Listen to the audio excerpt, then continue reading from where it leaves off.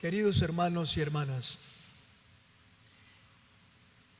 el Evangelio de este segundo domingo de Adviento nos habla de Juan Bautista,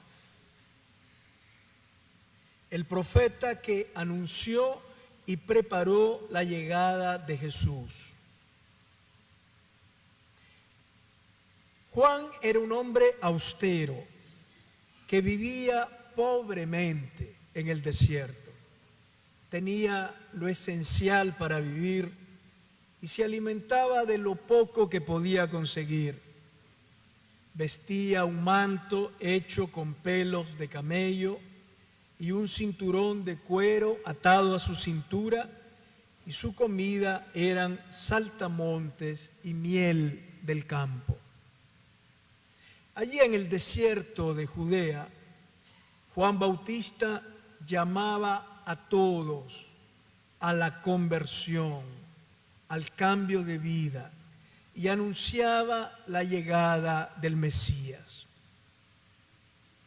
El desierto de Judea, donde estaba Juan predicando, está al sur de Jerusalén, lejos de los centros de poder de la religión y de la política. Juan Bautista no pertenecía a la clase sacerdotal que desde el templo se imponía sobre el pueblo, ni era tampoco un predicador preocupado por no descontentar al temido Herodes Antipas, ni mucho menos un cobarde aliado del sanguinario procurador romano Poncio Pilatos. Lo más impactante de Juan era su libertad. No estaba atado a nada, ni tenía que rendirle cuentas a nadie más que a Dios.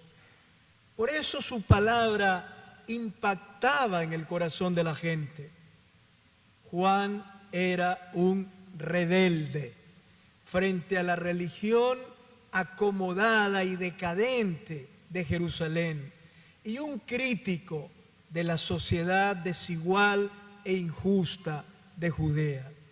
Juan era un rebelde. Hoy necesitamos la rebeldía de Juan Bautista. Necesitamos rebeldía de corazón para no conformarnos con nuestra vida mediocre y nuestra existencia llena de ídolos que suplantan a Dios. Necesitamos rebeldía interior para no resignarnos a aceptar un mundo en el que cada uno busca su propio bienestar y en donde valen más las cosas que las personas. Necesitamos rebeldía intelectual para atrevernos a pensar con libertad y seriedad y con espíritu crítico frente al sistema dominante.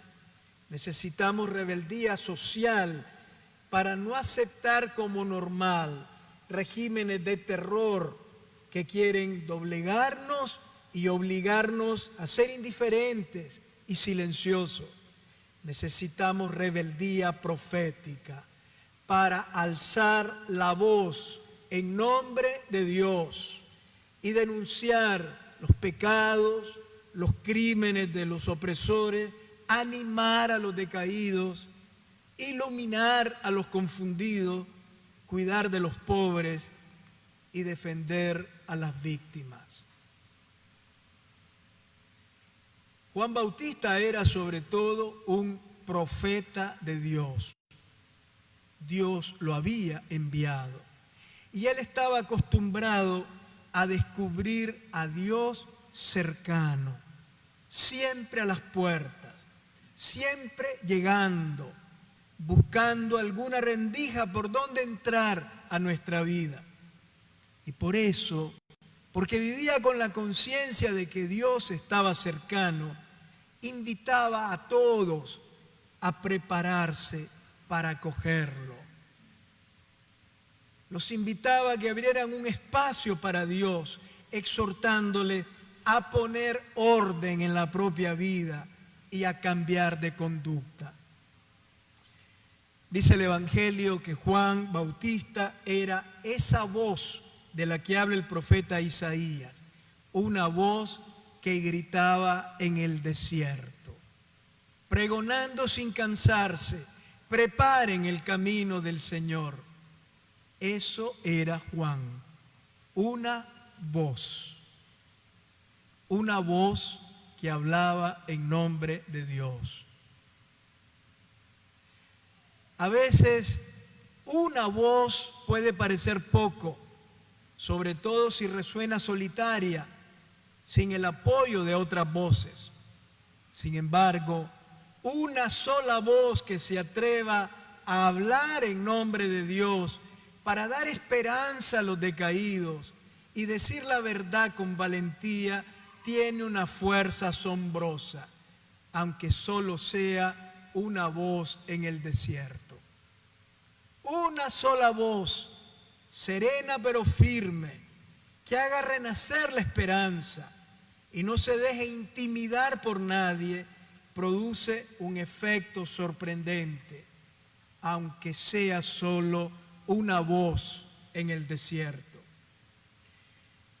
Qué necesarias son hoy las voces que llaman a no conformarnos con la mediocridad y nos invitan a enderezar la vida personal y la convivencia social según la voluntad de Dios.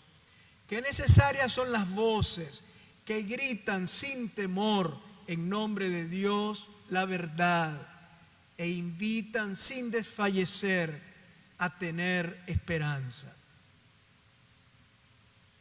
Como hemos escuchado en el Evangelio de hoy, como dijo el Papa hoy en el Ángelus, la predicación de Juan Bautista era fuerte, puede asustar.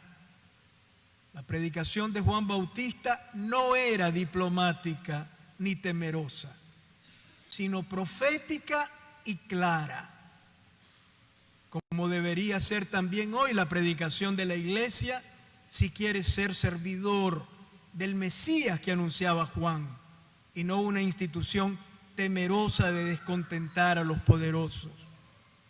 Juan le habla claro a las autoridades oficiales del judaísmo que llegan a hacerse bautizar y que están representadas aquí por los fariseos y los saduceos.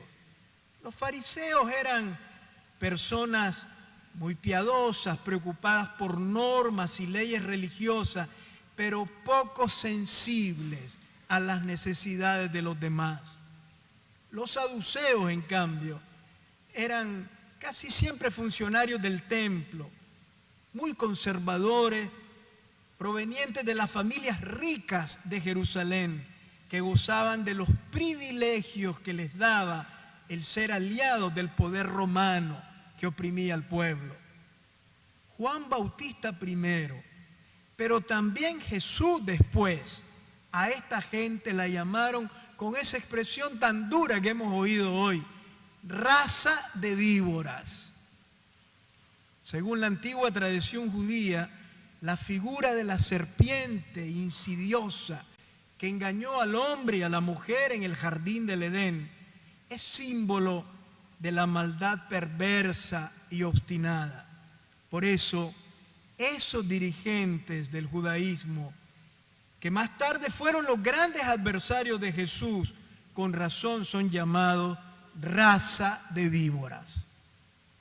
Porque la religión que se sirve de Dios para gozar de privilegio, que se desentiende de la dignidad humana, que ignora el dolor de los pobres y se arrastra temerosa entre los poderosos del mundo, es una raza de víboras. Los poderosos políticos, los poderes de este mundo que enarbolan la mentira con cinismo, manipulan la religión para sus propios intereses, que se endiosan con altanería y se imponen con crueldad sobre el pueblo, también son raza de víboras.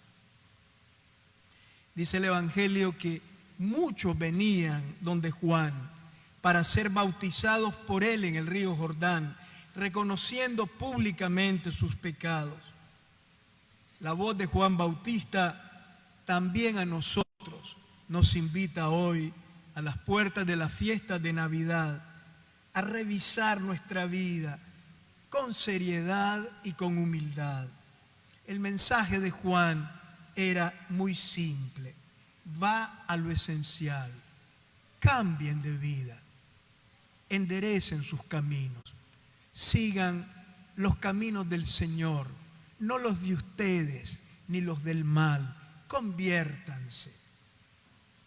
Hoy Juan nos diría: pónganse frente a Dios, no se engañen, no se contenten con la buena imagen que los demás tienen de ustedes y vayan al fondo de su corazón. Encaren sus pecados ocultos, reconozcan lo falso y lo inmoral que hay en su vida. Reconozcan con humildad su vida doble, sus ambiciones inconfesables, sus egoísmos y mentiras. Reconozcan sus pecados y conviértanse acogiendo al Señor.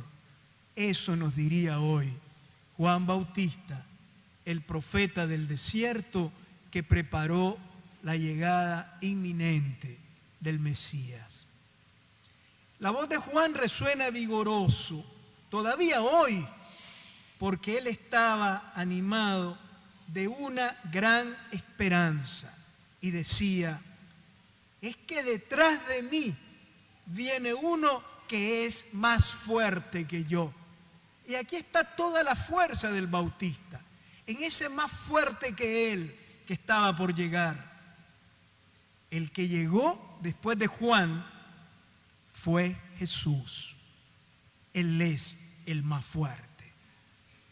Jesús es más fuerte que Juan, pues no necesita del agua del Jordán para darnos la vida. Le basta sumergirnos en el agua vivificante de su Espíritu. Jesús es el más fuerte porque dejó la vida austera del desierto junto a Juan y se dedicó a hacer gestos de bondad que el Bautista nunca había hecho. Jesús es el más fuerte que llega porque no nos ha condenado, sino que nos ha amado hasta el extremo. Jesús es el más fuerte porque hizo nacer unas esperanzas tan grandes que ni siquiera la muerte en la cruz pudieron marchitar. Jesús es el más fuerte porque encarna la ternura, la compasión y la misericordia de Dios. Jesús es el más fuerte porque a pesar de todo siempre nos sale al encuentro, nos conoce, nos perdona y nos llama desde dentro del corazón. Jesús es el más fuerte porque nunca se cansa de nosotros. Nos ama como somos y nos espera siempre para darnos la oportunidad de volver a comenzar, dispuesto a levantarnos, sanarnos y salvarnos. Confiar en el amor del más fuerte que anunciaba Juan Bautista y abandonar confiadamente en sus manos nuestra vida es comenzar a vivir. Digámosle de corazón en este tiempo de Adviento: ven, Señor Jesús. Amén.